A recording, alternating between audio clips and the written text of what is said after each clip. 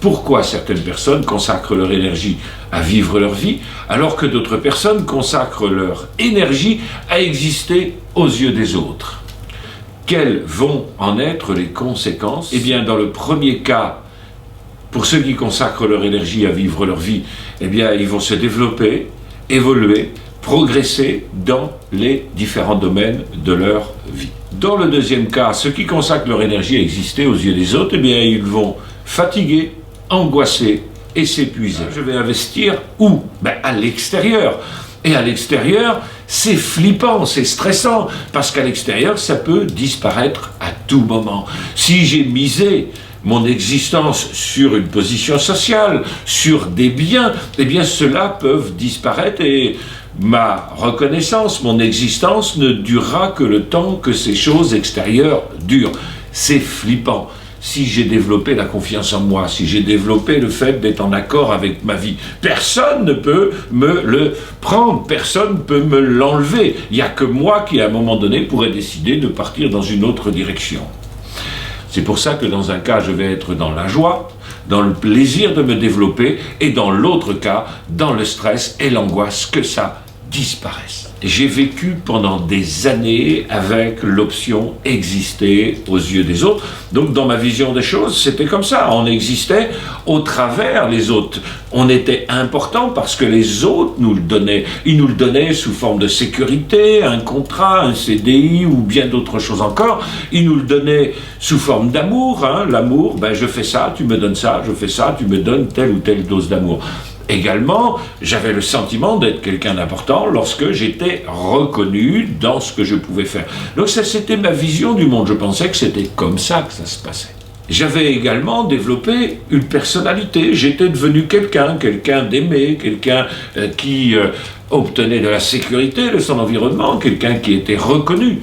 Le seul truc, c'est que ce quelqu'un, ça n'était pas moi. Mon histoire, j'ai été quasiment que l'objet du projet des autres.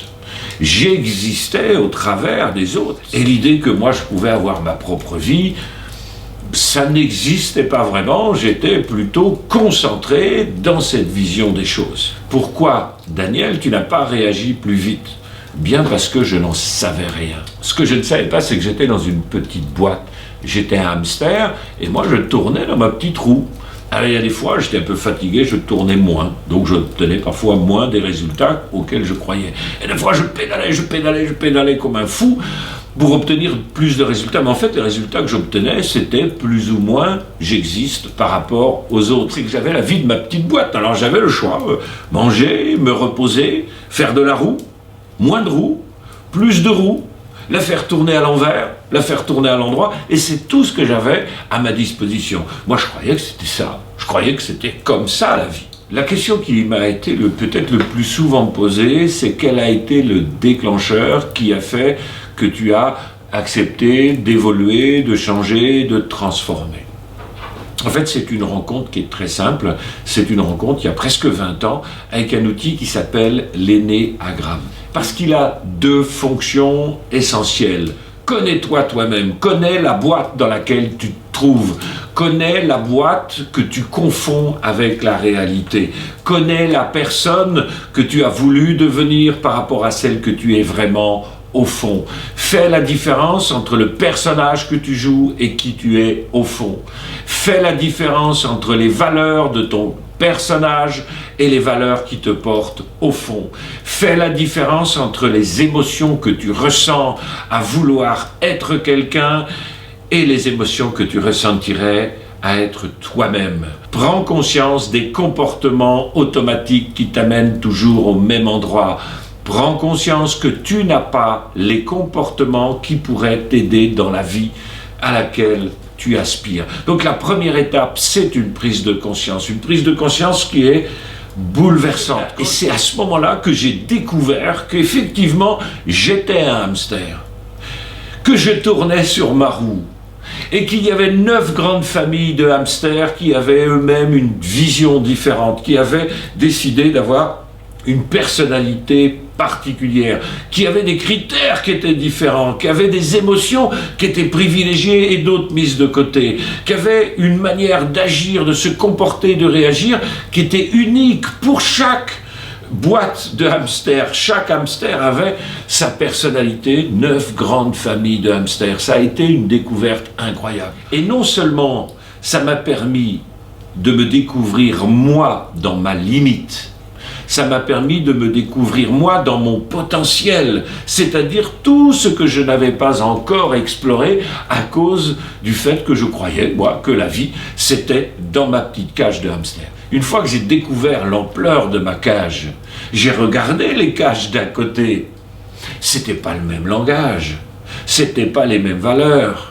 Pour rentrer en relation avec eux, il fallait y mettre des formes, il fallait aussi accepter que eux ne voient pas le monde de la même manière que moi.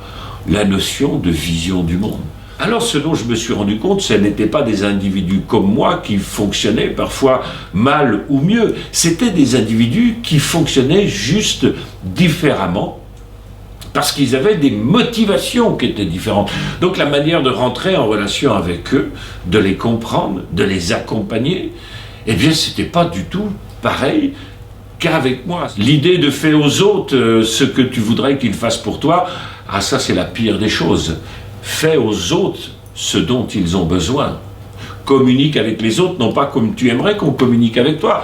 Communique avec les autres comme eux ont besoin qu'on communique avec eux. C'est comme si depuis tout petit, vous faisiez du manège et depuis toujours, vous choisissez de monter dans la voiture du pompier. Et puis pour vous, le manège, c'est ça. Vous regardez au travers les vitres, vous regardez et vous écoutez, vous entendez la sirène, etc. Et à un moment donné, l'énéagramme, ça permet de se rendre compte que sur le manège, il y a des chevaux. Il y a des licornes, il y a tout un tas de choses avec des gens dessus. Eux, ils n'ont pas les mêmes aspirations. Si vous avez une place, vous, dans la voiture de pompier, c'est parce que eux, ils ont fait d'autres choix.